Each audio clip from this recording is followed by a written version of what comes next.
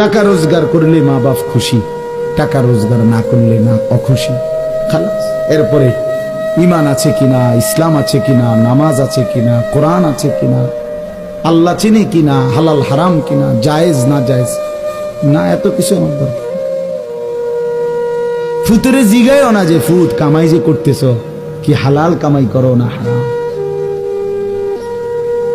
না এত কিছুর দরকার কি। টাকা দিতেছে, খাইতেছে, ঘুমাইতেছে, বিল্ডিং করতে আছে, জমি কিনতে আছে, আপেল মালটা খাইতেছে। এক ছেলে আমারে নিজে বলছে, আমি সবার ব্যাপারে বলি না, এক ছেলে আমারে নিজে বলছে হুজুর, আমি একটা দেশের নাম বলছে, যেই দেশে আমার কর্মটা ছিল, চলে আসছে ওই দেশ থেকে। আমার বলছে হুজুর আমার কর্মটা হলো এই, মদের বার, মদের হোটেলে নারী পুরুষ উলঙ্গ জিনাবে বিচার করে, আমার দায়িত্ব শুধু পাশে দাঁড়িয়ে মদের বোতল নিয়ে দাঁড়ায় থাকা, যতবার তারা চায় অতবার তাদেরকে মদ গ্লাসে ঢেলে দেওয়া, তাদের হাতে তুলে দেওয়া। এর বিনিময়ে আমার মাসে বেতন 2 লাখ টাকা। মুসলমান, মুসলমান,